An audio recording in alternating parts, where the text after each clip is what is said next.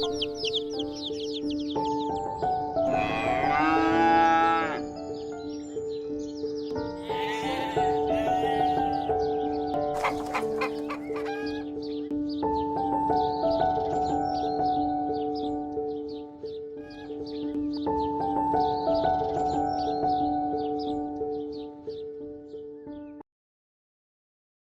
புகழும்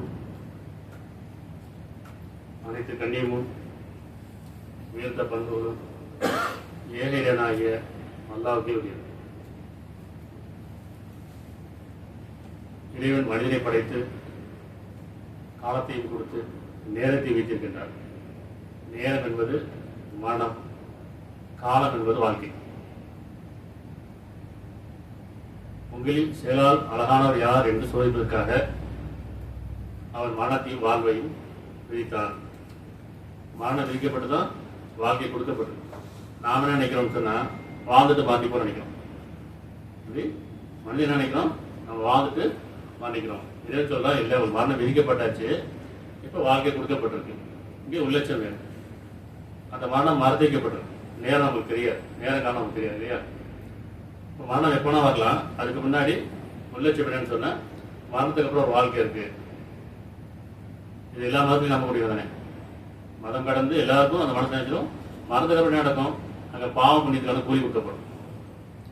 அது சொர்க்க உலகாரம் இல்லையா? புண்ணியமா இருந்ததுன்னா அங்கே சொர்க்கம் அப்படிங்கிற, நரகம் அப்படின்னா அது பாவத்துக்கான கூலி. நம்ம படைப்பு நோக்கம் என்ன? செய்தி அழகானது யார் என்று சொல்லிட்டு எல்லாத்துக்கும் கடவுள் நம்பிக்கை இருக்கு, ஆனால் கடவுள் யாருன்னு தெரியல.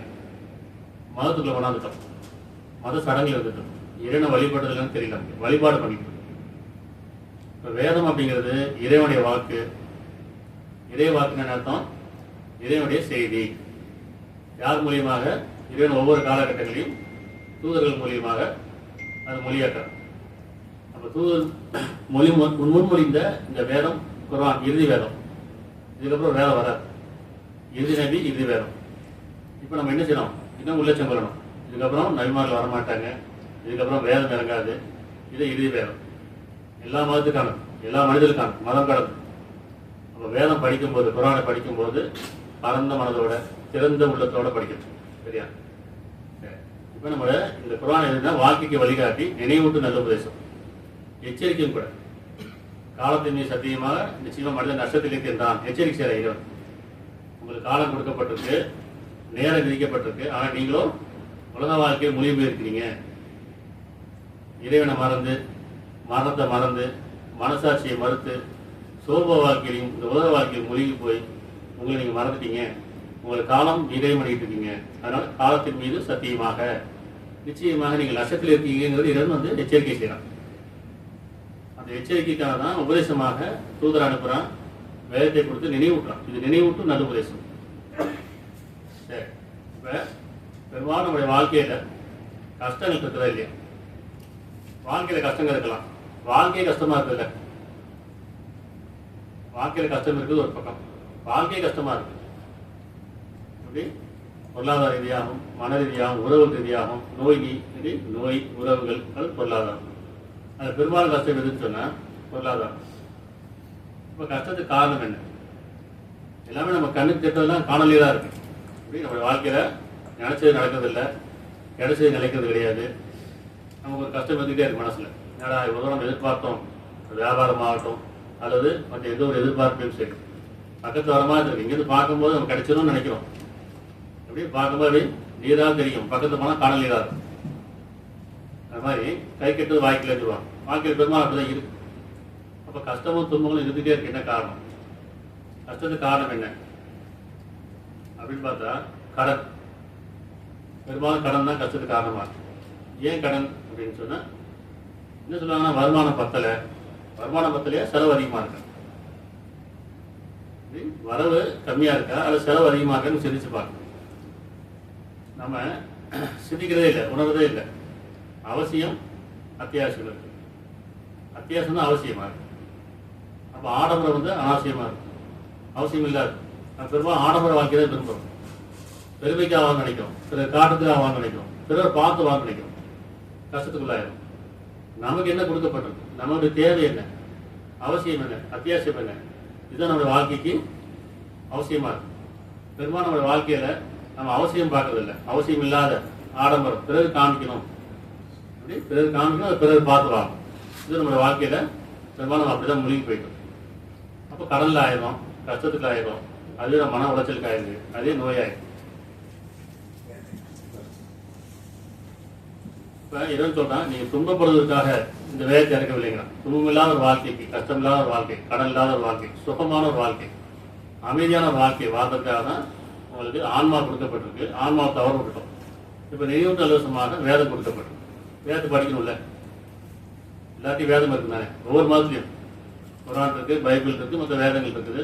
ஆனால் வேதத்தை யாரும் படிக்கிறது இல்லை, சிந்திக்கிறது இல்லை, உணர்றது இல்லை, மந்திரமா ஓதிட்டே போயிடும். அப்படிதான் நம்ம சொல்லி கொடுத்துருக்காங்க. நம்முடைய மத குருமாரில் அப்படிதான் சொல்லி கொடுத்துருக்காங்க. குர்ஆனை ஓதுங்க, ஓதுனா நன்மை கிடைக்கும், பைபிளை படிங்க இல்லையா, அது கீதையை படிங்க, எல்லாமே வந்து நம்ம புரியாத முறையில் படிச்சுட்டு இருக்கிறோம். அது சிந்திக்கிறதும் கிடையாது. இதில் வாழ்க்கைக்கு எப்படி வழிகாட்டுது, துன்பம் இல்லாமல் எப்படி வாழணும், கஷ்டம் இல்லாமல் எப்படி வாழணும், நோய் இல்லாமல் எப்படி வாழணும், வறுமை இல்லாமல் எப்படி வாழணும், இது காரணம் என்ன? வேதம் படிக்கணுமா இல்லையா? நம்ம வேதத்தை கையில் வச்சுட்டு துன்பப்பட்டுக்கிட்டே இருக்கோம், உணரல, சிந்திக்கல இல்லையா? அப்போ சிந்திக்கும் பொருட்டு நான் உங்களுக்கு வேதத்தை அறிக்கணும், நீங்கள் சிந்திக்க மாட்டீங்களா, ஆராய மாட்டீங்களா, வீட்டில் பூட்டு போட்டுக்கான்னு கேட்கணும். இப்போ வேதம் என்ன சொல்லுது அப்படின்னு பார்க்கணும்.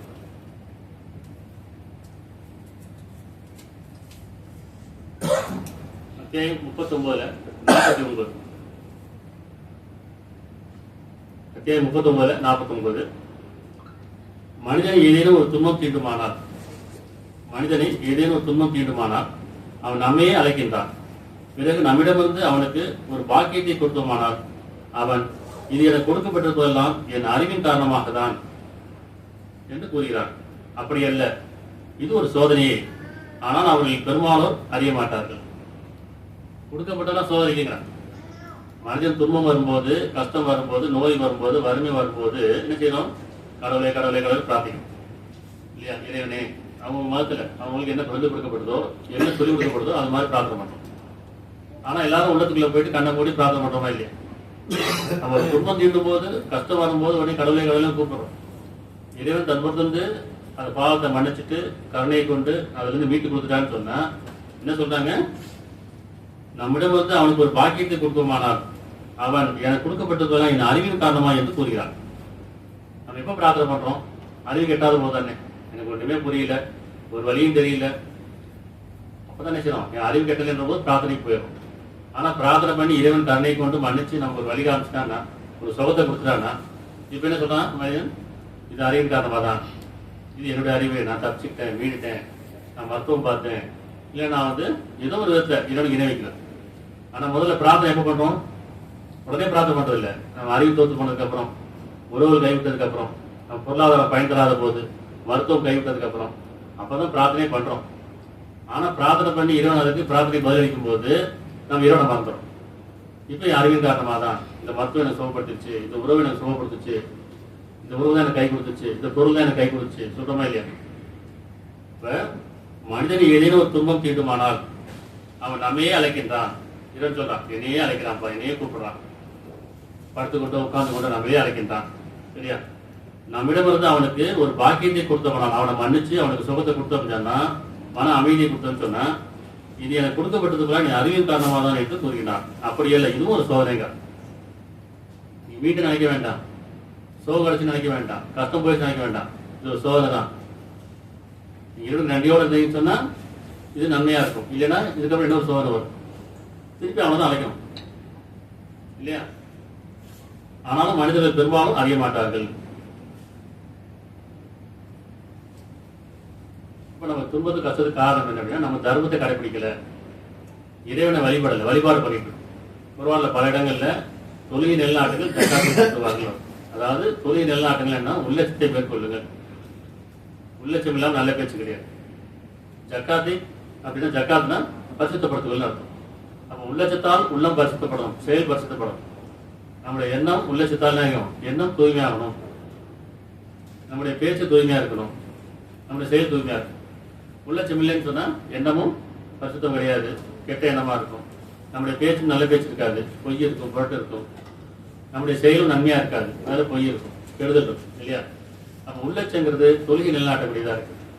இறைவனை வழிபடுதல், வழிபாடு இல்லை வழிபடுதல், இறைவனை வணங்குதல், கட்டுப்படுதல், கீழ்படுதல், உள்ளச்சத்தார். இப்ப செயல்களாக என்ன செய்யணும்? ஜகாத்து. ஜகாத் என்ன? பரிசுத்தப்படுத்துதல், உங்களையும் பரிசுத்தமாக்கிக்கொள்ளுதல். பக்கத்த நிலையில இறைவன் மட்டுமே, இறைவனுக்கு இணைவிக்காத நிலை, எதையும் அறிவையோ பொருளையோ உறவுகளையோ இணைவிக்காம அந்த இடத்துல இறைவனை மட்டுமே வழிபட்டு அவனுக்கு மட்டுமே கீழ்ப்படைந்து அந்த உள்ளத்தால் இறைவனை வழிபடும் போது உங்களுடைய எண்ணம் தூய்மையாகும் போது நீங்க அதுல இருந்து உங்களுக்கும் சரி மற்றவங்களுக்கு நன்மை செய்து கொள்ளுங்கள். ஏன்னா படைப்பு நோக்கமே அழகை செயலோட யார், நன்மை செய்வது யார் அப்படிதான். நன்மைன்னு என்னத்தப்ப நல்ல செயல் தானே. அவன் உள்ளச்சம் இல்லாமல் நல்ல செயல் கிடையாது, நல்ல பேச்சு கிடையாது. அப்ப இறைவன் நமக்கு கொடுக்கும் போதெல்லாம் இந்த உலகத்துல எல்லாமே சோதனை காலம் தான். எல்லாம் எதிர்ப்பு தான், கொடுக்கப்பட்டதெல்லாம் சோதனை தான். இதுல அழகை செயலோட யார்? சரியா? 89:15 இருந்து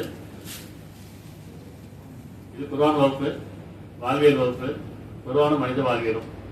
இந்த குர்ஆன் படிக்கும்போது ஆடா எழுதி வச்சுக்கோங்க, திருப்பி வீட்டில் போய் படிங்க, சிந்திங்க.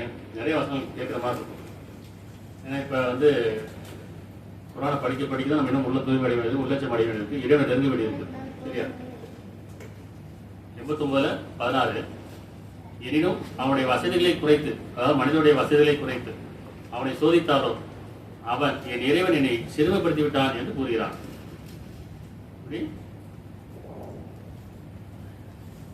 எனினும் 89:15 படிச்சிடலாம். 89:15 இறைவன் மனிதனை கண்ணியப்படுத்தி பாக்கியம் அளித்து அவனை சோதிக்கும் போது அவன் என் இறைவன் என்னை கண்ணியப்படுத்தித்தான் என்று கூறுகிறான்.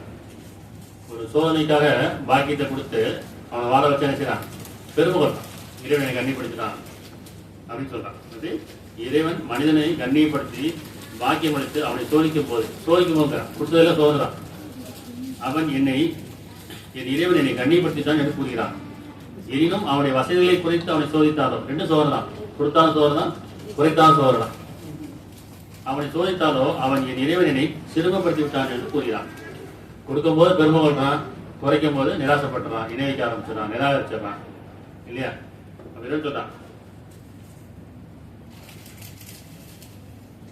அப்படி அல்ல, நீங்க அனாதையை கண்ணியப்படுத்தவில்லை. அதாவது உங்களுக்கு கொடுக்கப்பட்டது நீங்க நன்மை செய்யலைங்க. எது கொடுக்கப்படுது அதில் நன்மை செய்யல. ஏழைக்கு உணவளிக்குமாறு தூண்டவில்லை. இன்னும் பிற சொத்துக்களை தவறாக உண்டு வருகிறீர்கள். இன்னும் பொருளை அளவு கடந்து பிரியத்துடன் நேசிக்கிறீர்கள். பொருளை நேசிக்க காரணமாக பொருளை சோதனை இருக்கு. உறவு நேசிக்கும் போது உறவுல சோதனை இருக்கு. அப்படி சோதனை எங்க இருக்கு? நம்ம எதை நேசிக்கும் அதை சோதனை. அப்ப அளவு கடந்து பொருளை சோதிக்கும் போது அதை குறைத்து சோதிக்கிறான். அவன் பொருளை அளவோடு நேசிக்க கூடாது. ஏன்னா இதெல்லாம் தற்காலிக, உலக வாழ்க்கை தற்காலிகமானது, நிலையானது கிடையாது. சொற்பமானது, அற்பமானது தான். உறவுகளும் அப்படித்தான். உங்களுக்கு எல்லாம் கொடுக்கப்பட்டது சோதனைக்காக கொடுக்கப்பட்டது. நீங்க பொருளையோ உறவுலையோ நேசிக்கும் போது அது சோதனை வரும் இல்லையா? அப்ப நம்ம என்ன கொடுக்கப்பட்டிருக்கோ அதுல நம்ம தர்மத்தை கடைப்பிடிக்கிறோமா, அதாவது ஜக்காத்தை செய்யறோமா? ஜக்காத்தை நிலைத்து நிற்கிறோம். எப்படி? நம்முடைய எண்ணங்கள்ல, நம்முடைய பேச்சு, நம்ம செயல்ல. நம்ம வியாபாரம் இருக்குது, தொழில் இருக்குது. என்ன பண்றோம்? வியாபாரத்துல நம்முடைய தர்மம் கடைப்பிடிக்கிறோமான்னு பார்க்கணும். உள்ளச்சம் இருந்தாலும் அந்த வியாபாரம் நன்மையா இருக்கும். பொய் சொல்லி வியாபாரம் பண்ணலாம், இப்படி கொஞ்சம் அளவு குறைச்சி வியாபாரம் பண்ணலாம், விலையை கூட்டி வியாபாரம் பண்ணலாம், அதிக லாபம். இதெல்லாம் தர்மத்துக்கு அப்பாற்பட்டதானே, தர்மத்துக்கு புறமானது. நீங்க தர்மத்தை இல்லாட்டுன்னு அர்த்தம் வியாபாரம் பண்ணும்போது உண்மையை சொல்லி வியாபாரம் பண்ணணும். அது ஜக்காத்துக்கு அர்த்தம். நீங்க அதிக லாபம் வாங்கி அதுல இருந்து மற்ற மட்டும் பிடிங்கி கஸ்டமர்கிட்ட வாடிக்கையாளர் நம்பிக்கையோட வராங்க. இந்த கடைக்கு போனா, இந்த வியாபாரத்துக்கு போனா இந்த இவங்க நம்பிக்கை கொடுப்பாங்க, நல்ல பொருளை கொடுப்பாங்க, விலை கம்மியா இருக்கும் அப்படின்னு சொல்லி கொடுப்பாங்க. அப்படிதான் வராங்க. நாம என்ன செய்யறோம்? வியாபாரம் பேர்ல பொய் சொல்லி வியாபாரம் மட்டும் தப்பு இல்லை அப்படின்னு சொல்லி பொய் சொல்லி வியாபாரம் பண்ணோம். நம்பிக்கை துரோகம் பண்ணியாச்சு. அங்கேயே அவங்ககிட்ட இருந்து பிடிங்கியாச்சு. இதை பிடிங்கி மற்ற கொடுக்கல என்ன லாபம் இருக்கு? தர்மங்கிறது எப்படி? நியாயமா சம்பாதிச்சு அதுக்கப்புறம் தர்மம் கொடுக்கணும். அப்ப என்ன செய்யணும்? ஜக்காத்துல எங்க? வியாபாரத்துல பொய் சொல்லாம வியாபாரம் பண்றது, உண்மையை வியாபாரம் பண்றது, நல்ல பொருளை கொடுக்கறது, அவங்க நம்பிக்கைக்குரிய ஆகும். இப்ப அங்க ஜகாத்தை நிலைநாட்டம், உள்ளத்தால் ஜக்காத்தை நிலைநாட்டம், சரி தர்மத்தை நிலைநாட்டம். தர்மம்னா என்ன? நியாயம். தர்மம் நியாயம் தானே. தானம் தான் கொடுக்கறது. தர்மம்னா நியாயம். அப்ப வியாபாரத்துல நியாயம் இல்லை இல்லையா? நம்மளுடைய பேச்சுல நியாயம் இருக்கா? நியாயம் கிடையாது. நம்மளுடைய செயல நியாயம் கிடையாது. அப்ப இங்க தர்மத்தை விட்டாச்சு. நான் தர்மன்ற வேலை என்ன செய்யணும்? நான் பிறகு உணவளிக்கிறேன், பிறகு நான் தர்மம் கொடுக்குறேன், ஏழைக்கு உணவளிக்கிறேன் இல்லையா? இல்லைன்னா சடங்கு பண்றேன், கோயிலுக்கு காணிக்கை கொடுக்குறேன், மசூதிக்கு காணிக்கை கொடுக்குறேன், எந்த பிரயோஜனம் கிடையாது. ஏன்னா ஈட்டும் போதே தூய்மையானதா இருக்கும். சம்பாதிக்கும் போது தொழில் வியாபாரம் ஆகட்டும், இந்த நீங்க வேலை செய்யற மாற்றம் எங்க நம்ம உண்மையா இருக்குமான்னு பார்க்கணும். அது உண்மையா இருந்தா உள்ளச்சத்தால் அது நன்மை செஞ்சா ஜக்காத் தர்மம் இல்லையா? அப்ப தொழுகை அப்படின்னு என்ன அர்த்தம்? இறைவனை வழிபடுதல், இறைவன் எந்த நோக்கத்தை படுத்தனா அந்த நோக்கத்தை கடைபிடித்தல், அதை கொண்டு நல்ல செயல் செய்யணும். அப்போ நம்மகிட்ட அது இருக்கான்னு பார்க்கணும். நான் வெறும் சடங்காக தொழுகிறேன், கோயிலுக்கு போகிறேன், மசீதுக்கு போகிறேன், சர்ச்சுக்கு போகிறேன், இது வெறும் சடங்கு செஞ்சுட்டு இருக்கோம். ஆனால் நம்முடைய வாழ்க்கையில் நம்ம கடைப்பிடிக்கிறோமா, தர்மத்தை கடைப்பிடிக்கிறோமா, உள்ளட்சத்தை மேற்கொள்றோமான்னு பார்க்கணும்.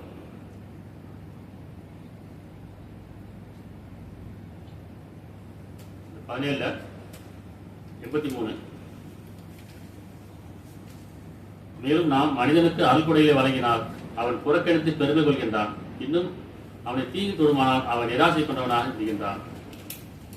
கொடுக்கப்படாத சோதனைக்காக தான் நீங்க அதுல இருந்து நன்மை செய்யலான்னு பாக்குறான். நன்மை செய்யாத போது அதுல சோதனை வரும் இல்லையா? வெறும் நமக்கு நிறைய விளைச்சலை கொடுக்குறான், நிறைய பழங்கள் கொடுக்குறான். பழம் சாப்பிட்டு என்ன செய்யணும்? அதோட விதைகளை விதைக்கணும், அப்படித்தானே? விதைச்சா விளையும். அப்ப இறைவன் நமக்கு செய்யலாம், பணம் நீங்க சாப்பிடுங்க, விதைகளை உங்க நன்மைக்காக உங்க சந்ததிக்காக விதைங்க. அப்ப நம்ம கொடுக்கப்பட்டது வந்து அதுல இருந்து ஒரு பங்கு விதை போட்டு நமக்கு அதுல இருந்து கொடுக்கப்பட்டது நன்மை செய்யணுமா இல்லையா? தூய்மைப்படுத்திக்கணும்ல, தர்மமா எவ்வளவு முடியுமோ அவ்வளவு. இருக்கப்பட்டதான் செலவு செய்யல, எப்படி இல்லாத செலவு பண்றது? தர்மமா சம்பாதிக்கிறது, நியாயமா சம்பாதிக்கிறது, நியாயமா உழைக்கிறது, நியாயமா மற்றவங்க நடந்துக்கிறது, இதெல்லாமே தர்மத்துல வந்துடும். இதெல்லாம் ஜக்காத்துல வந்துடும். நம்ம ஜக்காத்தை ஒரு பொருள் கொடுக்க முடியும் நினைக்கக்கூடாது. நம்முடைய எண்ணங்களாலும், நம்முடைய பேச்சுகளாலும், நம்முடைய செயல்களாலும், நம்ம பார்வைகளாலுமே நமக்கு நல்ல எண்ணம் இருக்குன்னு சொன்னா அதுவே நம்ம பிற மீது வைக்கக்கூடிய நல்ல செயல். அது ஜகாத், அது தர்மம் இல்லையா? இப்ப நாம் மனிதனுக்கு அல்குடையிலே வழங்கினான், அவன் புறக்கணித்து பெருமை கொள்கின்றான். எப்படி கொடுக்கிறப்ப இறைவனை மறந்துட்டு பெருமை கொள்கிறான். இது என்ன அறிவின் காரணமாக நான் சம்பாதிச்சது, நான் உழைச்சது அப்படின்னு சொல்லி பெருமை கொள்கிறான். இன்னும் அவனை தீங்கு தொடுமானால் அவன் நிராசை கொண்டவனா இருக்கின்றான். திருவிழா சொல்லிட்டான், குடிச்சிடறான், நல்லா தான் நாளைக்கு விசாலமாக்குறான், தான் நாளைக்கு கொடுக்குறானா இல்லையா? அப்படி குடிக்கும் போது நீ சில நிராசப்படுறான். ஆடா என் அறிவு தோத்து போச்சு, என் பொருள் பயன் தரல, உணவு விலைக்கு போச்சு, நிராசப்படுறான். இப்போ இறைவனையும் மறந்துடுறான், இணைவைக்க ஆரம்பிச்சான் இல்லையா?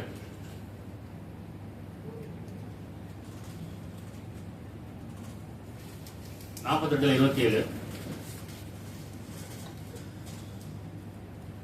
அத்தியாயம் 42:27. அல்லாஹ் தன் அடியாருக்கு வசதியை விரிவாக்கி விட்டார். இறைவன் சொல்றான், தன் அடியாருக்கு வசதியை விரிவாக்கி விட்டார், அவர் பூமியில் அகிலம் செய்ய தலைப்பட்டு விடுவார்கள். ஆகவே அவன் தான் விரும்பிய அளவு கொடுத்து வருகின்றான். நிச்சயமா அவன் தன் அடியார்களை நன்கு அறிபவன், கவனித்து வருவான். இந்த வசனம் படிக்கும்போது ரொம்ப கவனமா படிக்கணும், சிந்தனையோட படிக்கணும். இறைவன் எப்படி நம்மளால இறக்கத்தோட இருக்கிறான், கருணையால இருக்கிறான், விட்டுறக்கூடாதுன்னு பார்க்கறான், நேருடன் தவறக்கூடாதுன்னு பார்க்கறான். அப்படி அல்லாஹ் தன் அடியாருக்கு வசதிகளை விரிவாக்கி விட்டால் அவர் பூமியில் அகிலம் செய்ய தலைப்பட்டு விடுவார்கள். நீங்க எப்படி நம்மளுடைய செலவு எப்படி பண்றோம்? செலவு அடிக்கிறோமா, செலவு செய்யறோமா? நியாயமான செலவு, தர்மமான செலவா இருக்கும். இப்படி அதெல்லாம் வந்து பொருளாதாரத்தை ரொம்ப நொடிச்சு போயிருக்கும் போது நம்ம கவனமா செலவு பண்ணுவோம், பார்த்து பார்த்து செலவு பண்ணுவோம். எது அவசியம், எது அத்தியாவசியம் பார்ப்போம், இது ஆடம்பரமா, தேவையானு பார்ப்போம். இன்னைக்கு அப்படி கிடையாது, எல்லாமே அனாவசியமா செலவு பண்ணுறோம், அவசியம் இல்லாதான் செலவு பண்ணுறோம், காமிக்கிறதுக்காக, பெருமைக்காக. இப்படி உணவு சாப்பிட்டாலும் சரி, அந்த உணவு நன்மையானதா அப்படின்னு பார்க்கறதில்லை.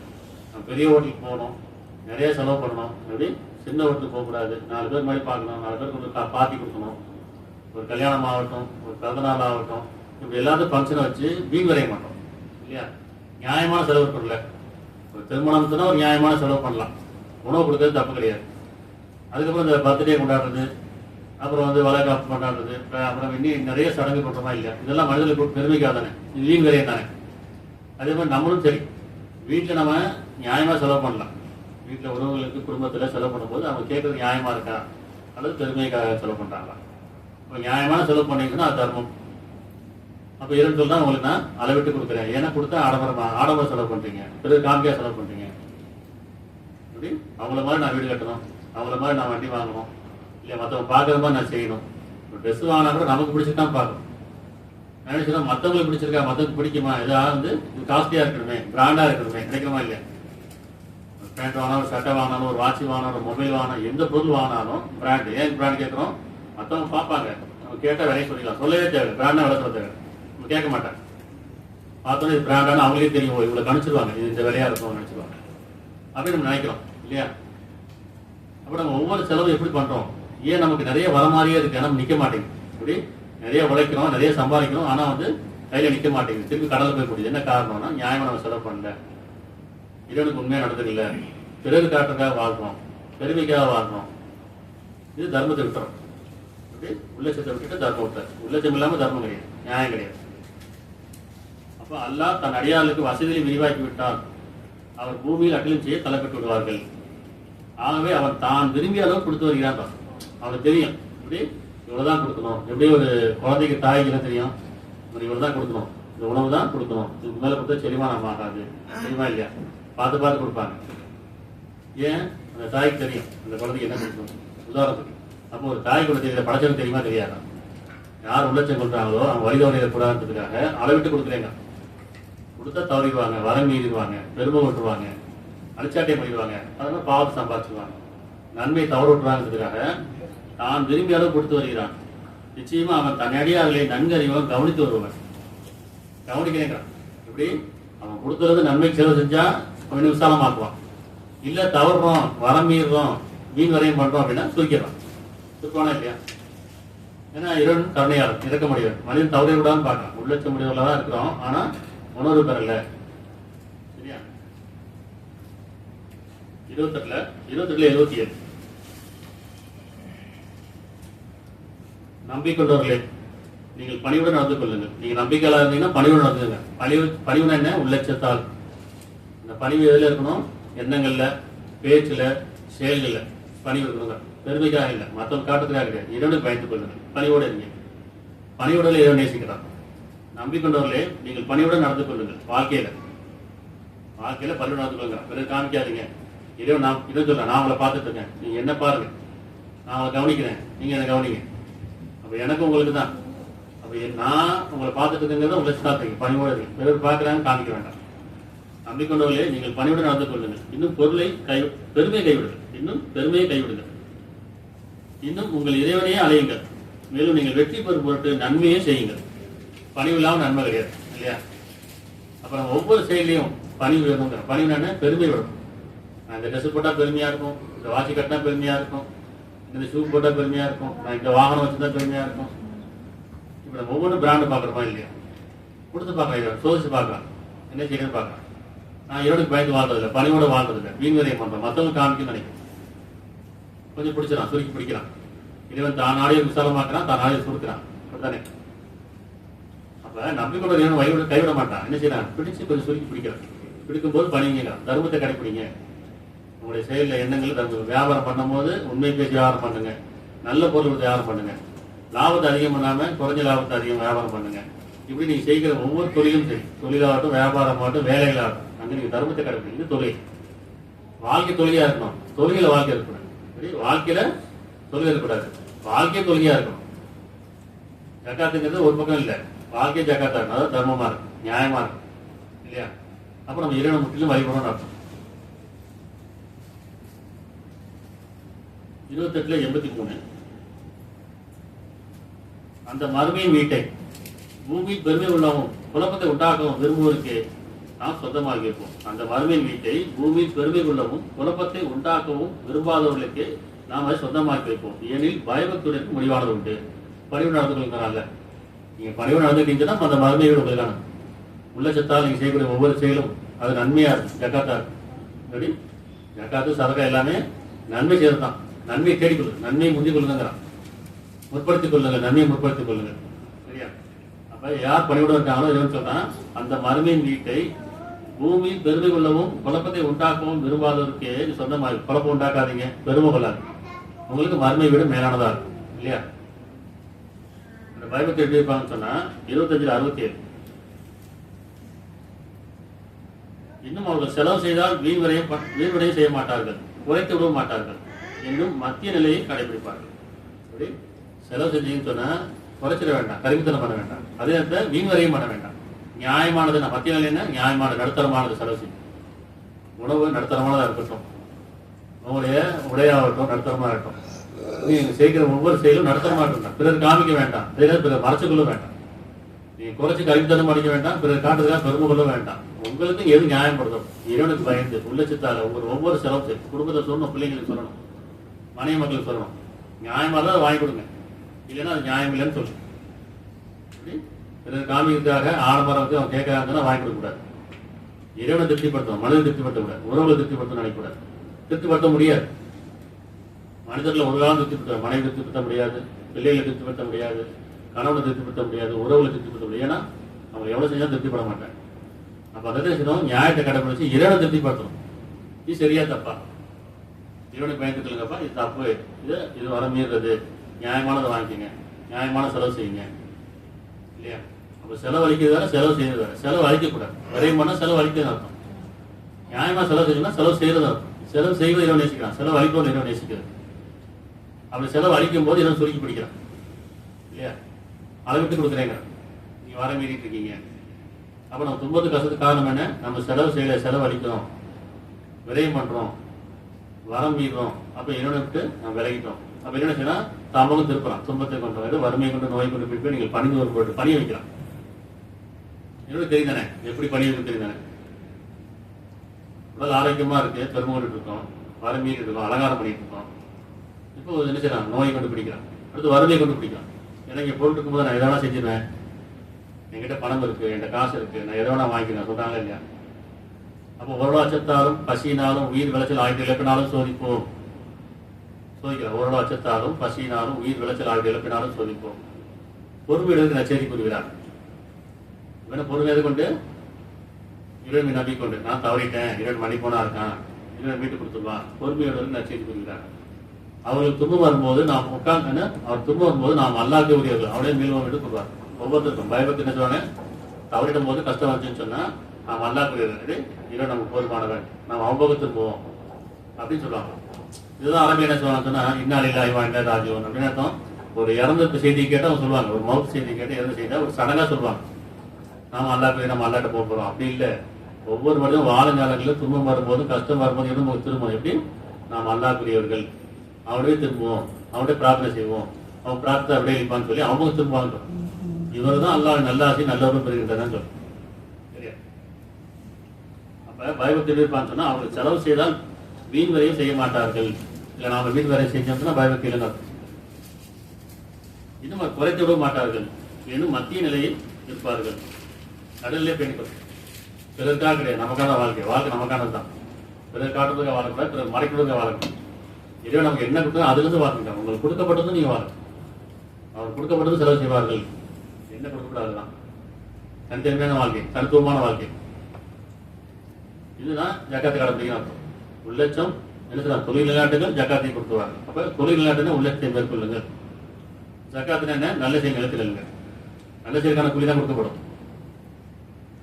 42:12 ஒரு வருஷம் படிக்கும் போதெல்லாம் அது முன்னாடி வருஷம் படிச்சுக்கங்க, எழுதி வச்சுக்கோங்க. வானலோடையும் பூமியோடையும் சாவி அவனிடமே இருக்கின்றன. வானலோடையும் பூமியோடையும் சாவி அவனிடம், அவன் பொக்கிஷம் அவனிடம் இருக்கிறான். தான் நாடியவருக்கு அவனை வசதியை பெருகும்படி செய்கின்றான், சுருக்கி விடுகின்றான். தான் நாடியவருக்கு அவனை வசதிகளையும் பெருகும்படி செய்கின்றான், சுருக்கி விடுகின்றான். அவன் பெருக்கதும் சோதனை தான், சுருக்கதும் சோதனை தான். பெருக்குனா பெருமை கொண்டு இணை வைக்கான பார்க்கறான், சுருக்கும் போது நிராகரிச்சு இணை வைக்கிறான்னு பார்க்கறான். மொத்தம் இணைப்புல முடிதான் பார்க்கறான். வசதியை விரிவாக்கும் போது அது கொண்டு பெருமை கொண்டு இறைவனுக்கு இணை வைக்கிறானா, அல்லது அது சுருக்கும் போது அவன் நிராசைப்பட்டு இணை வைக்கிறானா அப்படின்னு பார்க்க. நிச்சயமா அவன் எல்லா பொருள்களிலும் நன்கறிந்தவன், எல்லா படைப்பும் நன்கறிந்தவன். சரியா? 13:26 13:26 அல்லாஹ் தான் நாடியோருக்கு வசதிகளை விசாலமாக்குகிறான். தன்னை நாடியோர் இவருடைய திருமணம் இது விசாலமாக்குவனே. பொருளை இல்லை, அருளை. இவன்ட அருளை தான் கேட்கணும், பொருளை கேட்கக்கூடாது. பொருளை கேட்டால் கொடுத்துவே இருக்கிறான், அருள் இல்லாம போயிடும். அப்ப இவருடைய கேட்கும் அருளை கேட்டால் அருளுக்குள்ள பொருள் இருக்கும், பொருள் அருள் இருக்காது. அப்படிதானே? அருள்ல பொருள் இருக்கும், பொருள் அருள் இருக்காது. பொருள் இருக்கும், அருள் இல்லைன்னாவும் எல்லாம் இருக்கு, வசதியெல்லாம் இருக்குது. வீடு இருக்கு, வாசல் இருக்கு, கார் இருக்கு, பங்களா இருக்கு, நல்ல உணவு இருக்கு, நிறைய வேலைக்காரங்க இருக்காங்க. ஆனா என்ன நகலையே முடியல, சாப்பிட முடியல, சாப்பிட்டா செரிக்க மாட்டேங்குது. என்ன செய்யுது? பொருள் இருக்கு தானே, அருள் இல்லை. ஏசி ரூம்ல தான் படுத்திருக்கோம், தூக்கம் வர மாட்டேங்குது. மெத்தையில படுத்திருக்கோம், ஏசி ரூம் இருக்கு, தூக்கம் வரல. டைம் டேபிளுக்குள்ள உணவு இருக்குது, நிறைய பழங்கள் இருக்குது, பிடிச்ச உணவா இருக்குது, சாப்பிட முடியல. நிறைய வேலைக்காரங்கள்லாம் இருக்கிறாங்க, உதவியாளர்லாம் இருக்காங்க, உதவிக்கு தான் ஆள் தேவை இருக்கு, என்னால் நடக்க முடியல. உறவுகள் இருக்கு, நான் அவங்களுக்கு செய்ய முடியல. இல்லையா?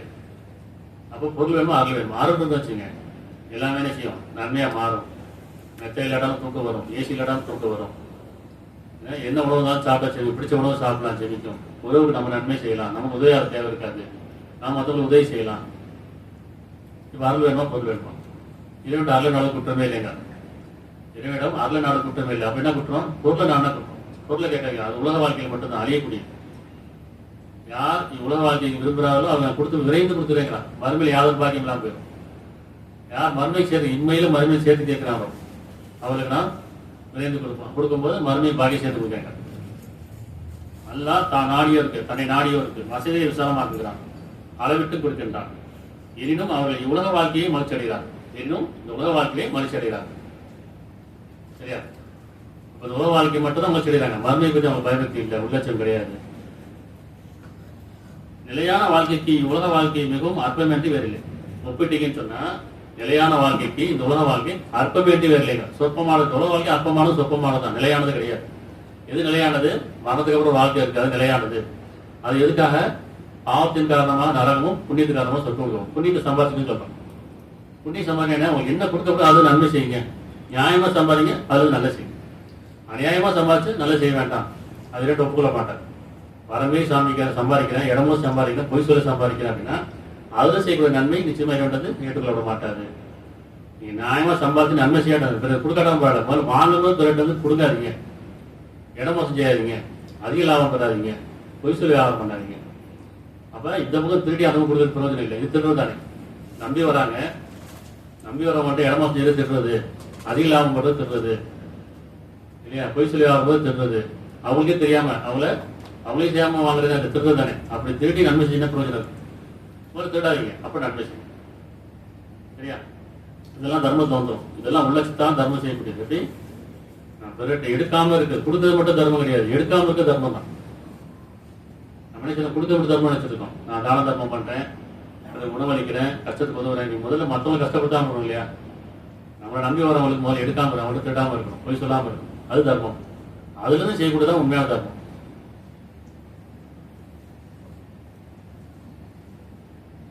28:60 28:60 மேலும் உங்களுக்கு கொடுக்கப்பட்டிருப்பதெல்லாம் இவ்வுலக வாழ்க்கையின் அற்ப சுகம் அவருடைய அலங்காரம் தான். சொல்றாங்க, உங்களுக்கு கொடுக்கப்பட்டிருப்பதெல்லாம் இவ்வுலக வாழ்க்கையின் அற்ப சுகம் அவருடைய அலங்காரம். இது அலங்காரமான வாழ்க்கை தான். எல்லாம் மண்ணு தான். மனிதனை மண்ணில் தான் இறைவன் படைத்தான். இந்த உலகத்தை மொத்தம் மண்ணில் தான் படைச்சிருக்கான். இதெல்லாம் அழியக்கூடியது மண்ணு தானே. நம்ம பார்க்கணும், மனிதனை பார்க்கிறோம், அழகா இருக்காங்க, வெள்ளையா இருக்காங்க, நெட்டையா இருக்காங்க, குட்டையா இருக்காங்க. இப்படி நம்ம அலங்காரமா பார்க்கறோமா இல்லையா? இதெல்லாம் அலங்காரப்படுத்திருக்க அவ்வளவுதான். எல்லாம் மண்ணு தான். ஒரு நாள் மண்ணோட மண்ணா போகிறோமா இல்லையா? இந்த உடல் மண்ணோட மண்ணாயிடும். இந்த உலகம் அப்படித்தான். நம்ம பார்க்கறோம்ல, எத்தனை இயற்கை சீற்றம் வருது, பூகம்பம் வருது, என்ன ஆகுது? மண்ணோட மண்ணா போகுது. பெரிய பெரிய கட்டடங்கள்லாம் மண்ணோட மண்ணாகி போகுது. அப்ப இதெல்லாம் மண்ணுக்கு சொந்தம், எல்லாம் மண்ணோட போயிடும். அப்ப இதெல்லாம் அலங்காரப்படுத்திருக்கப்பா, இது அளவு கிடையாது, அலங்காரம். உங்களுடைய செயல் அலங்காரம் தான் இருக்குங்கிறான். இந்த உடல் அலங்காரம், இந்த வாழ்க்கை அலங்காரம் எல்லாமே. அப்ப உங்களுக்கு கொடுக்கப்பட்டதெல்லாம் உலக வாழ்க்கையின் அற்ப சுகம் அவருடைய அலங்காரம் தான். ஆனால் அல்லாவிடத்தில் இருப்பவை மிகவும் மேலானவையாகவும் நிலையானதாகவும் இருக்கின்றன. நீங்கள் அறிந்து கொள்ள மாட்டீங்களான்னு கேட்கலாம். நீங்க அறிஞ்சு கொள்ளுங்க, உங்க மரணம் எப்போதும் தெரியாது, மரணத்துக்கு ஒரு வாழ்க்கை இருக்குது, அதுக்கு நீங்க செயல்படுங்க. உங்களுடைய ஒவ்வொரு எண்ணமும், ஒவ்வொரு பேச்சும், ஒவ்வொரு செயலும் மறுமைக்கானதா இருக்கட்டும், இன்மைக்கானதா இருக்க வேண்டாம். மரணத்துக்கு ஒரு வாழ்க்கை இருக்கு நம்பிட்டீங்கன்னு சொன்னா அதுக்கான முயற்சி எடுங்க. உண்மை பேசுங்க, நன்மை செய்யுங்க, நியாயமா நடந்து கொள்ளுங்க. உண்மை பேசும், நன்மை செய்யறதும் தொழுகை, நியாயமா நடந்துக்கிறது ஜக்காத். நான் வெறும் சடங்கு பண்றேன், நான் கோயிலுக்கு போறேன், மசீதுக்கு போறேன், சர்ச்சு பண்றேன், இப்படி நான் வெறும் வழிபாடுல போய் வழிபாடு பண்ணிட்டேன், ஆனா என்னுடைய செயல் சரியா இல்லை, எண்ணம் சரியில்லை, என் பார்வை சரியில்லை அப்படின்னு அர்த்தம். அது புண்ணியமாகுமா? பாவம் புண்ணியமும் உள்ளத்துல தானே இருக்கு, உணர்வுல தானே இருக்கு. நான் உணர்வு விட்டுட்டேன், உள்ள தூய்மையா இல்லை, அசுத்தமா இருக்கு, ஆனா செயல் மட்டும் வெறும் சடங்கா இருக்குதுன்னா என்ன ஏற்றுப்பானா? ஏற்றுக்க மாட்டாங்க. 17:26 இன்னும் நெருங்கினருக்கு அவருடைய பங்கை உரிமைகளை கொடுக்கிறாங்க. அதாவது பங்கின அர்த்தம், உங்கள் இருப்பதற்கு மற்றவங்களுக்கு பங்கு இருக்குங்கிறான். உங்களுக்கு இவன் எதை கொடுத்துருக்கோம் அந்த பங்கு இருக்கு. என்ன பங்கு? நன்மைக்கான பங்கு இருக்குது. நன்மை தேடிக்கொள்ளுங்கள். இப்போ நெருங்கியவர்களுக்கு, உங்களுக்கு நெருக்கமானவர்கள், அது உறவாக இருக்கட்டும், மனசு நெருக்கமானவர்களாக இருக்கட்டும், அது அறியாமல் இருக்கிறவர்களுக்கு அவருடைய பங்கை கொடுப்பீராக, உரிமையை கொடுப்பீராக. மேலும் ஏழைகளுக்கும் நேர்வில் இருப்பவர்களுக்கும் கொடுங்கன்னு சொல்றாங்க. பெருமைக்காக செலவு செய்யாது, பிறகு காட்டுறதுக்காக செலவு செய்ய வேண்டாம். மற்றவங்க செய்யறாங்க, இன்னைக்கு நிறைய கொடுத்துட்டு ஃபேஸ்புக்கில் எப்படி ஒரு உணவு கொடுத்துட்டோ, உடையை கொடுத்துட்டோ, உதவி செஞ்சுட்டோ ஃபேஸ்புக்கில் போடுறாங்க, சோசியல் மீடியாவில் போடுறாங்க, மற்றவங்க காமிக்கிறாங்க. எதை சொல்ல அப்படி இல்லை, பெருமைக்காக செலவு செய்வீங்க. உள்ள சார் நீ கொடுத்து எனக்கு தெரியும், நான் தான் கணக்கு இருக்கிறேன், நீங்க மற்றவங்க காமிக்க வேண்டாம், மனிதனுக்கு காட்ட வேண்டாம். நீங்க செய்யற ஒவ்வொரு செயலும் மறைவா செய்யுங்க. ஏன்னா உங்களுக்கு கொடுத்துட்டு மற்றவங்க வெளிக்காட்ட என்ன செய்வீங்க? ஏற்றுக்க மாட்டோம்ல, என்னப்பா கொடுத்து மாட்டோம் போய் சொல்லி காட்டாங்க. ஆனால் சொல்லி காட்ட முடியல, சோசியல் மீடியாலே போட்டோம். வெறும் சொல்றான், நெருங்கியவர்களுக்கு அவருடைய பங்கை உரிமையை கொடுப்பீராக, மேலும் ஏழைகளுக்கும் கொடுப்பீராக, நேர்வழி இருப்பவரும் கொடுப்பீராக, பெருமைக்காக செலவு செய்ய வேண்டாம், பிற காடுக்காக செலவு செய்ய வேண்டாம். சரியா? நிச்சயமா வீணுக்காக செலவு செய்பவர்கள் சைத்தானின் சகோதரர்களே. வீணுக்காக, பெருமைக்காக, பிறகு காட்டுறதுக்காக செலவு செய்யுன்னு சொன்னா அவர் சைத்தானின் சகோதரர்களே. சைத்தானும் தன்னுடைய இறைவனுக்கு நன்றி கட்டவனா இருக்கின்றான். சொன்ன அர்த்தம், நீங்களும் நன்றி கட்டவா ஆயிராங்க. உங்களுக்கு கொடுக்கப்பட்ட நன்றியோட இருக்கீங்க, உள்ளத்தோட இருக்கீங்க, கண்ணியமா இருக்கீங்க, மற்றவங்களை கண்ணியப்படுத்துங்க. பிறகு காட்டுறதுக்காக அவனை இழிப்படுத்த வேண்டாம், பிறகு காமிக்க வேண்டாம், கொடுத்துட்டு சொல்லி காமிக்க வேண்டாம், மற்றவங்களுக்கே எடுத்து காட்ட வேண்டாம். இப்ப நிச்சயமா வீணுக்காக, பெருமைக்காக செலவு செய்வர்கள் சைத்தானின் சகோதரர்கள்.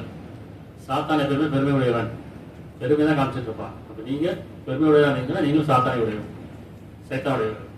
பணிவுடைய இருந்தீங்கன்னா உள்ளட்சம் உடையவர்கள். அது இரண்டு நெருக்கமானவர். அப்ப வீணுக்காக செலவு செய்வர்கள் சைத்தானின் சகோதரர்களே. சைத்தானும் தன்னுடைய இறைவனுக்கு நன்றி கட்டவனா இருக்கின்றான். அப்படின்னு அர்த்தம், நீங்க இறைவனுக்கு நன்றியோட இருக்கீங்க, சைத்தானை பின்பற்றாதீங்க, பெருமையை பின்பற்றாதீங்க, பணிவோடு இருங்க, உள்ளட்சத்தோடு இருங்க.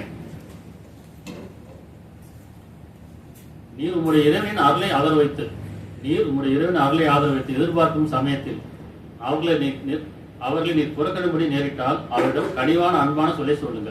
இப்ப நம்மளே தேவையா இருக்கிறோம், இறைவன்கிட்ட பிரார்த்தனை பண்ணிட்டு இருக்கோம். இந்த நேரத்தில் நம்மகிட்ட யாராவது உதவி கேட்டாங்கன்னா, நம்ம உதவி தேவை இருக்கு, இறைவன்கிட்ட உதவி கேட்டுட்டு இருக்கோம், பிரார்த்தனை பண்ணிட்டு இருக்கோம். இந்த நேரத்துல உங்கள்கிட்ட யாராவது உதவி தேடி வந்தாங்கன்னா, இப்ப நானே கஷ்டத்தில் இருக்குன்னு சொல்லாதீங்க. நானே கஷ்டத்தில் இருக்கேன்ப்பா அப்படின்னு சொல்லி நம்மளை வெட்ட வேண்டாம். கனிவான பேச்சு பேசுங்க. உங்களுக்கு இருந்தா கொஞ்சம் கொடுங்க, இல்லைன்னா அவங்களை கனிவா பேசுங்க, இறைவன் திருப்புங்க, நீங்களே பிரார்த்தனை பண்ண சொல்லுங்க. எப்படி நீர் உங்களுடைய இறைவன் அருளை ஆதரவு வைத்து, இப்ப இறைவன் பிரார்த்தனை பண்ணிட்டு உதவிக்காக, அந்த சமயத்துல அவர்களை புறக்கணிப்படி செய்தார், மற்றவங்க மட்டும் உதவி செய்கிறாங்க, அவங்களை புறக்கணிப்படி செய்தார் நேரிட்டால் அவரு கனிவான அன்பான சொல்லிக்கிறாங்க. விரட்டாதீங்க. சரியா? நானும் தேவையா இருக்கிறேன், என்கிட்ட தேவை இருக்குது, நான் இறைவன் தேடுறேன், நீங்க இறைவன் திருப்பி விடுங்க, இல்லைன்னா உங்களுடைய இடத்துல இருந்து கொஞ்சம் கொடுங்க. இன்னும் உன் கழுத்தில் கட்டி கொள்ளாது. உதவி தேடி வரவன்ட்ட உன் கையை உன் கழுத்தில் கட்டி கொள்ளாது, அன்றி விரிவாக விரித்து விடாது. அப்படின்னு அர்த்தம், கொடுக்க மாட்டேன்னு சொல்லி கழுத்து கட்டிக்க வேண்டாம். கை ரெண்டு கழுத்து கட்டி நான் கொடுக்க மாட்டேன்னு சொல்ல வேண்டாம். என்கிட்ட இல்லவே கை வச்சிட வேண்டாம். இதுல யாரும் உதவி வந்தாங்கன்னு சொன்னா, நீங்க எப்படி இரண்டு உதவி தேடி இருக்கீங்களோ, உதவி நாடி இருக்கீங்களோ, அப்படி நாடும் போது நீங்க நேசிப்பட்டு செலவு செய்யுங்க. உங்களுக்கு இருக்கிறது கொடுங்க. கொடுக்க மாட்டாங்கன்னு நீங்க என்ன செய்யலாம், முடிவு பண்ணிட்டு கையை கட்டிக்க வேண்டாம் கழுத்துல. ஆனா என்கிட்ட இல்லவே இல்லைன்னு சொல்லி கை வச்சிட வேண்டாம். அதெல்லாம் நீ நிந்திக்கப்பட்டவரா துக்கப்பட்டவரா அமைஞ்சிருது. என்ன சொல்றா, நீங்க அப்படி கையை கட்டிட்டு கத்த கொடுக்க மாட்டேன்னு சொன்னாலும், அல்ல இல்லவே இல்லைன்னு சொன்னாலும், நீங்க நிந்திக்கப்பட்டவரா துக்கப்பட்டவரா அமைஞ்சிருது. அதனால இருக்கப்பட்டது கொடுக்கறது கொடுங்க, எவ்வளவு முடியுமா அது கொடுங்க. சரியா? ஏன்னா இது பிறகு நீங்க உதவி செய்யறதுனால உங்களுக்கு இறைவன் உதவி செய்வான். அப்ப ஜக்காத்தும் தொழுகை எப்படி, ஒவ்வொரு தொழுகையும் ஜக்காத்தும் கொடுக்கும். ஜக்காத்து இல்லாத தொழில் நிறைய வராது, தொழுகை எல்லாம் ஜக்காத்து கொடுக்க முடியாது. அப்ப உள்ளட்சம் இல்லாம நல்ல செயல் செய்ய முடியாது, நல்ல லட்சம் இல்லைன்னா அது உள்ளட்சம் கிடையாது. அப்ப வாழ்க்கை இணைஞ்சு வரணுமா இல்லையா? சடங்கா இருக்கக்கூடாதுல்ல. வருஷத்தோட ஜக்காத் கொடுப்பேன் அப்படின்னு சொன்னா, அந்த வருஷம் வர வரைக்கும் நம்ம இருக்குமா தெரியாதுல்ல. வானம் முதிர்ச்சுன்னா நீங்க நன்மை முந்திக்கொள்ளுன்னு சொல்லலாம், வானம் உங்களை முதிச்சுன்னா செய்யணும், தவற விட்டுருவோம்ல. நமக்கு ஒரு வாய்ப்பு கொடுத்துருக்காங்க, அப்படி ஒரு ஆப்ஷன் கொடுத்துருக்காங்க. நல்ல செயல் செய்யறதுக்கு நமக்கு ஒரு வாய்ப்பு கொடுத்துருக்காங்க, உறவுகளை கொடுத்துருக்காங்க, பொருளை கொடுத்துருக்காங்க. இதுல இருந்து நல்ல செயல் செய்யுங்க. அப்ப நம்மகிட்ட உதவி தேடி வரும்போது நம்ம பார்த்து மற்றவங்க பார்க்கும்போது அவங்க உதவியை தேவையா இருக்காங்கன்னு நினைச்சா உங்களுக்கு வாய்ப்பு கொடுத்துருக்காங்க. அப்ப உதவி செஞ்சுக்கங்க, அந்த வாய்ப்பை பயன்படுத்திக்கன்னு சொல்றேன். இறக்கமும் கருணையும் கொண்டவங்களா இருக்கீங்க மற்றவங்க மீது, நான் உங்க மீது இறக்கும் கருணை தான் இருக்கிறேன். சரியா? திருப்பி பாருங்க, உன் கையை உன் கழுத்தில் கட்டி கொள்ளாது, அன்றி விரிப்பாக விரித்து விடாது. அதனால் நீ நிந்திக்கப்பட்டவராகவும் துக்கப்பட்டவராக அமைஞ்சிருவீர். இது நபிக்கு மட்டும் இல்ல, இறைவன் நான் தூதர்கள் இல்ல, தூதர் பின்பற்றவர் ஒவ்வொருத்தருக்கும் சரி. இந்த வசனம் நீர் வரும்போது நபிக்கு சொன்ன மாதிரி இருக்கும். இதுன்னு சொன்னா இது உமக்கும் உங்களை பின்பற்றியும் இருக்கும். சரியா? 17:30 நிச்சயமா உங்களுடைய இறைவன் தான் ஆணையருக்கு விசாலமாக்குகிறான், அளவிட்டு கொடுக்கின்றான். நிச்சயமா அவன் தன் அடியார்களை நன்கு அறிபவன், பார்ப்பவனா இருக்கின்றான். 47:20 பார்த்தோம்ல, அளவிட்டு கொடுக்கிறான். இன்னும் சொல்றான், தான் ஆடியது அவனுக்கு தெரியும், இவன் கொடுத்தா நன்மை செய்வானா அல்லது தீமையில போயிடுவானா. இது உள்ளச்சமுடியா இருக்குதான். நிராகரிக்கும் போது அவன் போக்கில் விட்டுருவான், கொடுத்து விட்டுருவான். ஆடம்பரமா வாழ்க்கை, சோகமான வாழ்க்கை எல்லாத்தையும் விட்டுருவான், கடைசி ஒரு பிடி பிடிச்சிருவான். நிராகரிப்பக்கம் கண்ணில் ஈட்டாதுன்னு சொல்றான். ஏன்னா அவன் கொடுத்ததெல்லாம் சோதனைக்காரதான், ஒரு நாள் தெரிஞ்சு பிடிச்சிருக்கேன். உள்ளச்சமுடிய உபதேசமே வேதம் உள்ளச்சமுடியவர்கள் உபதேசம், நிராகரிப்பது எச்சரிக்கை. சரியா? நிச்சயமா உங்களுடைய இறைவன் தான் ஆடியோக்கு விசாலமாக வழங்குகிறான், அளவிட்டு கொடுக்கின்றான். நிச்சயமா அவன் தன் அடியார்களை நன்கு அறிபவனாகவும் பார்ப்பவனா இருக்கின்றான். அதனால் கொடுக்கும்போது பெருமை பண்ண வேண்டாம், அதை சுருக்கும்போது நிராசப்பட வேண்டாம். இது சோதனை காலம், அவ்வளோதான். கொடுத்தாலும் நன்றியோடு இருக்கேன், குறைச்சாலும் நம்பிக்கையோடு இருக்கேன். இப்படி கொடுக்கும்போது நன்றியோடு இருக்கேன், பெருமை கொள்ள வேண்டாம். சுருக்கும்போது நம்பிக்கையோடு இருக்கேன், உலகத்தோடு இருக்கேன். நீங்கள் நன்றி சேர்த்து கொண்டு நம்பிக்கை கொண்டு தான் உங்களுக்கு வேலை செய்ய நல்லா நல்லாப்படைய போயிடும். கொடுக்கும்போது நன்றியோடு இருந்தாலும் அல்லது குறைக்கும் போது நம்பிக்கையோடு இருந்தாலும் உங்கள் வேலை செய்ய நல்லா நல்லாப்படைய போயிடும். அவனுக்கு எந்த லாபம் கிடையாது.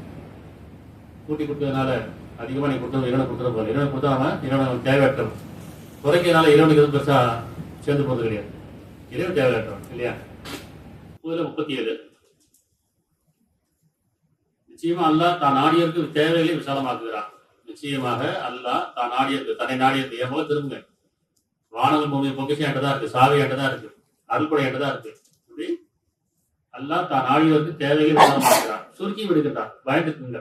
நீ வர மீறினீங்கன்னு சொன்னா, விரயம் பண்ணீங்கன்னு சொன்னா, வீணடிச்சிங்கன்னு சொன்னா, பெருமை கொண்டீங்கன்னு சொன்னா சுருக்கி விடுறீங்க இல்லையா என்பதை அவர் பார்க்கவில்லையா?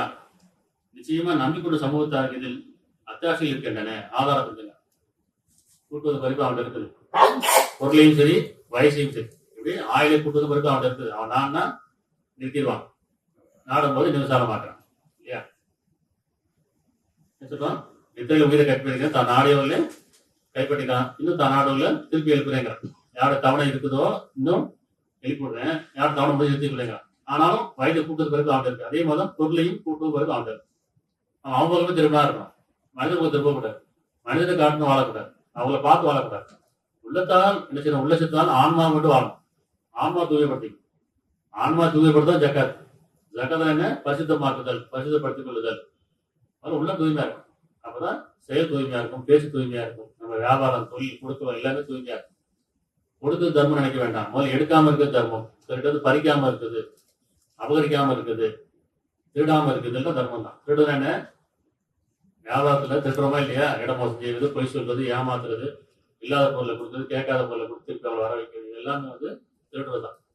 அவங்க அறியாம, அவங்களுக்கு தெரியாம செய்யறதுதான் திருடுறது. மனிதனுக்கு தெரியாம நாம ஈட்டுதான் திருடுறதான். அதுவே தர்மத்தை விட்டுனா இருக்கும். தர்மம்னா என்ன? முதல்ல எடுக்கிற தர்மமா இருக்கீங்க, அப்புறம் கொடுக்குற தர்மமா இருக்கு. சரியா?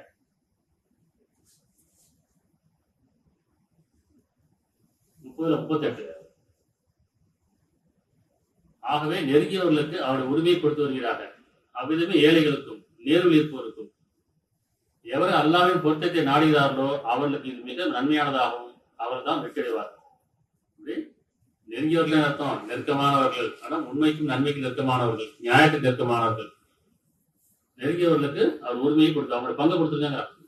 இனி ஏழைகளுக்கு அவங்களோட பங்கு கொடுத்துருக்காங்க. உங்களுக்கு இருந்து ஏழைகளுக்கு பங்கு இருக்குங்க. ஏன் இறைவன் ஒரு எப்படி சொன்னா நமக்கு ஒரு வாய்ப்பு கொடுத்தா பயன்படுத்திங்க. பார்க்குறோம், நமக்கு நெருக்கமாக இருக்கவங்க பார்க்குறோம், கஷ்டத்தை இருக்காங்க, வறுமையில இருக்காங்க, தேவையுடையதா இருக்காங்க, பார்த்தோன்னு வச்சுன்னா உங்களுக்கு வாய்ப்பு கொடுத்துருக்கப்ப பயன்படுத்திக்கிறோம். சரியா? அப்ப நெருங்கியவர்களுக்கும் உரிமை கொடுப்பீராக, இன்னும் அவ்விதமே ஏழைகளுக்கும் நேர்வழி இருப்பவர்களுக்கும் எவர்கள் அல்லாவின் பொருத்தத்தை நாடுகிறார்களோ, அதாவது இறைவனுடைய பொருத்தத்தை நாடுகிறார்களோ அவர்களுக்கு இது மிக்க நன்மையுடையதாக இருக்கும். அவர்கள் தான் வெற்றியாளர்கள். நம்ம வெற்றியாளர் ஆகணும் என்ன செய்யணும்? தர்மத்தில் எல்லாம் இருக்கணும். உள்ளச்சத்தான் தர்மம். உள்ளச்செல்லாம் தர்மம் கிடையாது, ஜகாத்து கிடையாது, சடங்கு கிடையாது, வாழ்க்கை உணர்வு. 57:10 அன்றையும் அல்லாவின் பாதை நீங்க செலவு செய்யாமல் இருந்து உங்களுக்கு என்ன நேர்ந்ததுங்கிறான். இறைவன் அறித்த மாதிரி உங்களுக்கு செலவு செய்யாமல், தர்மத்தை கடைபிடிக்காமல் என்ன நேர்ந்தது? அப்படி அல்லாவின் பாதையில் நீங்கள் செலவு செய்யாமல் இருக்க உங்களுக்கு என்ன நேர்ந்தது? வானங்கள் பூமியிலவற்றின் அனைத்தும் அதிகாரம் அல்லாவுடையது. வெற்றிக்கு முன்னர் செலவு செய்து போரிட்ட அவர்களுக்கு உங்களில் எவரும் சாமாக மாட்டார். வெற்றிக்கு முன்னர் போரிட்டவர் தான் அப்படிதான். செலவு நன்மை செய்வது முந்திக் கொள்ளுன்னு சொல்லலாம். தொடங்க வேண்டாம், அப்பறத்தையா நினைக்க வேண்டாம். யார் முந்திக்கிறோம் அவங்க நன்மை அதிகம். ஒரு உணர்வு வருது, பார்க்குறோம், கொடுக்கணும்னு நினைக்கிறோம், என்ன வரும்போது கொடுத்துருங்க. நன்மைக்கு முந்திக் கொள்ளுது. இல்லைன்னு சொன்னா சைத்தான் அழகா அப்படி கொஞ்சமா குறைச்சிடுவோம். அப்புறம் கொடுக்கலாம் நினைப்போம், அப்புறம் கொஞ்சம் குறைச்சி கொடுக்கலாம் நினைப்போம், இப்படியே கொடுக்க நினைப்போம். அப்படி அப்ப நமக்கே 10,000 நினைப்போம். அப்படி இல்லை, என்ன வரும்போது கொடுத்துருங்க, அது நன்மையா இருக்கும். அதுக்கான நன்மை அதிகமா இருக்கும். இப்படி வெற்றிக்கு முன்னர் செலவு செய்து போரிட்ட அவர்களுக்கு உங்களில் எவரும் சம மாட்டார். போரிட்ட பின்னர் செலவு செய்தவர்களை விட அவர் பதவியால் மிகவும் மகத்தானவர். நன்மைக்கு முந்திக் கொள்ளும். என்ன வரும்போதே இறைவன் அறிவிப்பு வரும்போதே செலவு செஞ்சுங்க, நன்மைக்கு செலவு செஞ்சுங்க, நன்மைக்கு முந்திக் கொள்ளும். இல்லைன்னா மரணம் உங்களை முடிச்சுன்னா அது தடுக்கப்பட்டு இல்லையா? அதே நேரத்துல உங்களை எல்லாம் சமமாக மாட்டார். பின்னர் போரிட்ட பின்னர் செலவிடு செய்தவர்களை விட அவர்கள் பதவியாக மிகவும் மகத்தானது. இது அல்லாஹ் எல்லோருக்கும் அழகானதே வாக்களிக்கின்றார். அதையும் அல்லாஹ் நீங்க செய்வதை நன்கறிகின்றார். அல்லாஹ்வின் பாதை செலவழிக்குமாறு கூட்டத்தினர் அழைக்கப்படும் கூட்டத்தினர்கள் சரியா? 47-38 அறிந்து கொள்ளுங்கள், அல்லாஹ்வின் பாதையில் செலவு செய்யுமாறு அழைக்கப்படும் கூட்டத்தில் நீங்கள் யாரு? உள்ளச்சமுடையவர்கள், பயபக்தியாளர்கள், மறுமை நம்பக்கூடியவர்கள் நீங்கள். ஆனால் உங்களில் கஞ்சித்தனம் உடையவரும் இருக்கிறார்கள். ஆனால் எவர் கஞ்சித்தனம் செய்கிறானோ அவன் தன் ஆன்மாவே கஞ்சித்தனம் செய்கின்றான். அல்லாஹ் எவ்விதம் தேவையற்றவன், நீங்களும் தேவையுடையதா இருக்கீங்க. கடவுள் எந்த தேவை கிடையாதுங்க. நீங்க தான் எனக்கு தேவையுடையதா இருக்கீங்க. நான் உங்கள்கிட்ட எந்த தேவை கிடையாது. ஆனா எனக்கு நீங்க படைக்கிறீங்க, பூஜை செய்றீங்க, எனக்கு காணிக்க எதாவது நினைச்சுக்கிட்டு என்ன கடவுள் பேரால எல்லாம் கொடுத்துருக்கீங்க. எனக்கு எந்த தேவையும் கிடையாதுங்க. உங்களுக்குள்ள உதவி செய்துன்னு சொல்றாங்க. நீங்க தான் தேவையுடையதா இருக்கீங்க. உங்களுக்குள்ள உதவி செஞ்சு உங்களுக்கு நான் உதவி செய்யறேன். நீங்க எனக்கு உதவி செய்ய வேணாம். அப்படிதான் இன்னைக்கு இறைவன் பேரால கடவுள் பேரால நம்ம காணிக்க சேர்த்துறோம் இல்லையா? நம்ம கேட்டு வாங்குறாங்க இல்லையா? இன்னைக்கு எவ்வளவு ஒவ்வொரு மாதத்துலயும் எவ்வளவு சொத்து இருக்கு, எல்லாம் அப்படியே கிடக்கு, ஆடா சொத்தாவே இருக்கு. மற்றவங்களும் பயன் தர மாட்டேங்குது. எத்தனையோ மதங்கள்ல எத்தனை ஏழைகள் இருக்கதான் செய்யறாங்க, யாருக்கும் பயன் தரல. ஆனா என்ன செய்யுது? கடவுள் பேரால சொத்து எடுத்துக்கிட்டே இருக்கு. அப்படி இல்லை, நான் தேவையான எனக்கு எந்த சொத்து வேணாம், எந்த பொருள் வேண்டாம், எனக்கு எந்த உணவும் வேண்டாம். நீங்க தான் தேவையா இருக்கு. உங்களுக்கு உதவி செய்யும், உங்களுக்கு உதவி செஞ்சுக்கீங்க, உங்களுக்கு நான் உதவி செய்யறேங்க. சரியா? அப்ப அவன் தன் ஆன்மாவுக்கே கண்டிதனம் செய்கின்றான். அல்லாஹ் எவ்வித தேவையற்றவன், நீங்களும் தேவையுடையவராக இருக்கிறீர்கள். எனவே நீங்கள் புறக்கணிப்புகளாயின் உங்கள் எல்லா சமூகத்தாரை அவன் பதிலாக கொண்டு வருவான். நீங்க தொழில் நிலநாட்டிலேன்னு சொன்னா ஜக்காத்தை கொடுத்து, அதாவது தர்மத்தை நீங்க கடைபிடிக்கலன்னு சொன்னா உங்களை எல்லாரும் சமூகத்தாரை கொண்டு வரலாம். உள்ளச்சத்தால தர்மம் வேற சமூகத்தை கொண்டு வரலாம். அவங்கள போட்டு இருக்க மாட்டான்னு சொல்லலாம். இன்னும் அவங்களே போட்டு இருக்க மாட்டார்கள். ஆனா இதோட பயந்து கொண்டு அப்புறம் துன்பம் கஷ்டம் என்ன காரணம்? நாம நன்மை செய்யல, கொடுத்தது நன்மை செய்யல, அது நல்ல வழியில பயன்படுத்தல, வீண் விரயம் பண்றோம், பெருமை பண்றோம், மற்றவங்களுக்காக வாழ நினைக்கிறோம், சுருக்கி பிடிக்கிறீங்க. சரியா? எவ்வளவு இருந்தாலும் பத்த மாட்டேங்குது. நிறைய வேலை பண்ற மாதிரி தெரியுது, நல்ல வேலை கிடைச்ச மாதிரி தெரியுது, நிறைய சம்பளம் வாங்குற மாதிரி தெரியுது, கையில சம்பாதிக்கிறது, ஆனா கைக்கு நிக்க மாட்டேங்குது. ஏன் நிக்க மாட்டேங்குது? நீங்க அது நன்மை விதைக்கல, தீமை விதைச்சுக்கிட்டீங்க, பெருமை கொண்டு, போராமை கொண்டு, அது உலக வாழ்க்கை விரும்பி, அதை சுருக்கி பிடிக்கீங்க இல்லையா? 4:79 உங்களுக்கு கிடைக்க எந்த ஒரு நன்மையும் அல்லாஹ்விடமிருந்தே கிடைக்கிறது. அவன் கருணை கொண்டும் இரக்கத்தை கொண்டும் மன்னிப்பை கொண்டு தான். நமக்கு எந்த ஒரு நன்மை நம்ம செஞ்சே கிடையாது. நம்ம தகுதி மீது இவன் வாழ வச்சிருக்கான். நம்மளை தகுதி மீது இவன் வாழ வச்சிருக்கான். அது மாதிரி நம்ம மாத்திரக்கூடாது, ஒத்துக்கணும். ஆமா, என் தகுதி மீது இவன் வாழ வச்சிருக்கான். எல்லா நன்மையும் அவன்கிட்ட தான். நன்மை நான் செய்யல, தீமை வெறுத்தாலே நன்மை செய்யறதான். நீ முதல்ல தீமை வெறுங்க, நம்மள முதல்ல நன்மை முதல் அடையும். நன்மை செய்யறதுக்கான ஞானம் ஒன்று இல்லை. தீமையை விடுங்க, பொய் சொல்றது விடுங்க, பெருமை கொண்டது விடுங்க இல்லையா? புறம் பேசுறது விடுங்க, இதெல்லாம் தீமை விடுங்க. முதல்ல நன்மை முறையில வழிநடத்துவோம். தீமையை விடாம நன்மை செய்ய முடியாது. சரியா? அப்ப உங்களுக்கு கிடைக்க எந்த ஒரு நன்மையும் அல்லாஹ்விடம் இருந்தே கிடைக்கிறது. அதனால பெருமை கொண்டலாம். என்னோட அறிவுன்னு சொல்ல வேண்டாம், என்னுடைய திறமை சொல்ல வேண்டாம். அது இவன்றது கண்ணையாலும் இருக்கத்தாலும் இவன் மன்னிப்பனா இருக்கான். நீங்க செய்த தவறுக்காக உடனுக்குடன் கண்டிப்பா இருந்தா அவ்வளவு ஒரு உயிர் மிஞ்சிருக்காங்க இல்லையா? அப்ப இவன் மன்னிச்சுதான் வாழ வச்சிருக்கான், மன்னிக்க வேண்டி வாழ வச்சிருக்கான். அது எந்த ஒரு நன்மைன்னு அல்லாட்டது தான். இன்னும் உங்களுக்கு ஏதாவது ஒரு தீமை ஏற்பட்டால் அது உன்னால் தான் வந்தது. உங்களுக்கு தீமை வச்சு உங்களுக்கு கரலா செய்திருந்தான். இறைவன் யாருக்கு அணையம் செய்யும்? எனக்கு இறைவனை கஷ்டத்தை கொடுத்தா நினைக்கக்கூடாது, இறைவன் எனக்கு அணையம் பண்ணிட்டான்னு சொல்லக்கூடாது. அது உங்க கரலா செய்து கொண்டதுதான். பெரும்பாலும் மன்னிச்சிட்டேங்க. சரியா? அதனால உங்களுக்கு கிடைக்க எந்த ஒரு நன்மையும் அல்லாஹ்விடமிருந்தே இருக்கிறது. இன்னும் உங்களுக்கு ஏதாவது ஒரு தீங்கு ஏற்பட்டால் அது உன்னால் தான் வந்தது. நாம் உண்மை மனிதர்களுக்கு தூதராகவே அனுப்பிவிட்டோம், போய் சொல்லுங்க. இரண்டு சொல்றான் நம்பிட்ட மனிதர்கிட்ட சொல்லுங்க, தூது சொல்லுங்க, சொல்லுங்க எந்த நன்மை தான் என்கிட்ட வந்ததுதான், எந்த தீமை தான் உங்களுக்கு கரலா செய்யணும்னு சொல்லுங்க. இவன் யாருக்கு அணையம் செய்யலாம். அல்லாவே போதுமான சாட்சியா இருக்கின்றான். 4:47 நீங்க நன்றி செலுத்திக் கொண்டும் நம்பிக்கொண்டும் இருந்தால் உங்களை வேலை செய்தாலும் அல்லாஹ் என்ன லாபம் அடைய போகிறார். நீங்கள் நன்றி செலுத்திக் கொண்டோம், கொடுத்ததுக்கு நன்றியோடு இருங்க, பணியோடு இருங்க, உத்தேசத்தோடு இருங்க, கொடுத்ததுக்கு நன்மை செய்யுங்க. நீங்க நன்றியோட இருந்தீங்கன்னு சொன்னா உங்களை வேலை செய்ய அல்ல லாபம் எடுக்கிறார். நீங்க நம்பிக்கொண்டிருந்தீங்கன்னு சொன்னா குறைக்கும் போது எவ்வளவுக்கு பொருத்தமாக அப்படி அவங்க பக்கமே திரும்பி கொடுக்கும்போது பெருமை கொள்ள வேண்டாம், சுருக்கும் போது நிராசப்பட வேண்டாம். கொடுக்கும் போதும் உலகத்தோடு இருங்க, இணை வச்சிட வேண்டாம், சுருக்கும் போதும் இணை வச்சிட வேண்டாம், என்னோட திரும்புங்க. அதான் நீங்க நன்றி செலுத்திக் கொண்டும் நம்பிக்கொண்டும் இருந்தால் உங்களை வேலை செய்வது அல்லாஹ் என்ன லாபம் அடைய போகிறார். அல்லாஹ் நன்றி அறிபவனாம் அறிந்தவனாகவும் இருக்கின்றான். ஆனா நம்ம துன்பத்துக்கு கஷ்டத்துக்கு காரணம் என்ன? நாம இறைவன் கொடுத்தது நன்மை செய்யல. அவன் கொடுக்கும்போது பெருமை பண்றோம், முறைக்கும் போது நிராசைப்படுறோம். ரெண்டுமே இணைப்புல போய் முடிச்சிடும். தொழுகையும் ஜக்காத்தும், ஒவ்வொரு தொழுகையும் ஜக்காத்தும், அதாவது தொழுகை நேரத்தும் உள்ளச்சத்தால் அவனுக்கு நன்றியோடு இருக்குது. ஜக்காத் என்ன? அவன் கொடுத்தது நன்மை செய்யும். உள்ளச்சம்லாம் நன்மை செய்ய முடியாது. நன்மைன்றது உங்களுக்கு மட்டும் இல்லை, ரெண்டு எடுக்காம இருங்க, அதுக்கப்புறம் கொடுங்க. எடுத்துட்டு கொடுக்க வேண்டாம், திருடி கொடுக்க வேண்டாம். எந்த தர்மமும் ஏற்றுக்கொள்ள பண்ண மாட்டார். திருடி கொடுக்கறதாலும் தெரியாது. நான் என்ன செய்ய நமக்கே தெரியல, அதை மீறி வாழ்ந்துட்டு இருக்கேன். ஆனா பிறருக்கு காமிக்கிறதுக்காக நான் தான தர்மம் பண்றேன்னா எந்த பிரச்சனை இல்லை. அவர் வந்து ஒப்புக்கொள்ள மாட்டாரு. அவர் வந்து அந்த தான தர்மம் ஒப்புக்கொள்ள மாட்டார். நீ கொடுக்காட்டாலும் பரவாயில்ல, முதல்ல எடுக்காம இருக்கீங்க, நியாயமா நடத்துங்க. சரியா? அதனால என்ன ஜக்காத்துனா என்ன? பரிசுத்தப்படுத்திக் கொள்ளுதல். தொழுகைனா என்ன? உள்ளட்சம். இது குர்ஆன் எப்பவுமே குர்ஆனுடைய விளக்கம் எப்படின்னா மனிதர்களுக்கானதா இருக்கும், பொதுவானதா இருக்கும், எல்லா மனிதர்களும் ஏற்றுக்கொள்ளதா இருக்கும். ஒரு சடங்கா இருக்கக்கூடாது, குறிப்பிட்ட மதத்துக்கு இருக்கக்கூடாது. இது மனிதர் அனைவருக்கும் அருள்படை எட்டி வரலைங்க. மனிதர்கள் முழுமைக்கு தானே. அப்ப இது எல்லாரும் முடியும். உள்ளட்சம்னா எல்லாருக்கும் முடியும், எல்லா மதத்துக்கும் முடியும் தானே. பயபக்தி வந்து எல்லாருக்கும் தெரியும், நன்மைங்கிறது எல்லாருக்கும் தெரியும், உண்மைங்கிறது எல்லாருக்கும் தெரியும். இது எல்லாரும் கடைபிடிக்க முடியும். அதனால எங்கள் இறைவனே உனக்கு நன்றியுடையதாகவும் நம்பிக்கையுள்ளதாக எங்களை ஆக்கியிருப்பாயாக. இன்னும் தொழில் நாட்டாக உள்ளட்சத்திற்கு மேற்கொள்ளப்படுவதாகும். இன்னும் ஜக்காத்தை இன்னும் தர்மத்தை கடைபிடிப்பதாகும். தர்மத்தை கடைபிடிக்கன்னு சொல்றோம், கொடுங்கன்னு சொல்ல, கடைபிடிங்கள். உங்களை பரிசுத்தமாக்கிக் கொள்ளுங்கள். ஏன்னா உலக வாழ்க்கை வீண் விளையாட்டு பண்ணவில்லை. உங்களை வீண் விளையாட்டு படைக்கலைங்க. செயலால் அழகான யார் சிவத்துக்கு தான் படைச்சிருக்கேன். அழகு செய்வர்கள் தான் தர்மம் செய்யக்கூடியவர்கள். அதனால நம்ம துன்பத்து கஷ்டத்துக்கு காரணம் என்ன? நம்ம நன்மை செய்யல, தீமை செய்கிறோம், விரயம் பண்றோம், வீணடிக்கிறோம், பெருமை கொள்றோம். அதனால வீணுக்காக வாழக்கூடாது, பெருமைக்காக வாழக்கூடாது. எந்த ஒரு செயலும் இல்லை. நம்ம எண்ணம் தூய்மையா இருக்கணும், நம்மளுடைய பேச்சும் நம்ம செயலும் செய்யணும். நம்ம எது ஒன்றும் நியாயமான முறையில் செலவு செய்யணும். செலவு அளிக்கக்கூடாது, பெருமைக்காக செலவு கூடாது. செலவு செய்யுங்க, நியாயமான செலவு செய்யும். செலவு செய்யும்போது கவனமா இருக்கணும். மற்ற காமிக்கா இல்லை பிராண்டு இது பெருமையா இருக்கும், இது அழகா இருக்கும், அப்படி இல்லை. அழகாம இருக்கல, இது அழகா இருக்கா பாருங்க, உங்களுக்கு மனசு பிடிச்சமா இருக்கா பாருங்க. மருத்துவ காட்டுறதா கிடையாது, இறைவனை பார்த்துட்டு இருக்காங்க. ஒவ்வொரு செலவும் இறைவன் பார்த்துட்டு இருக்காங்க.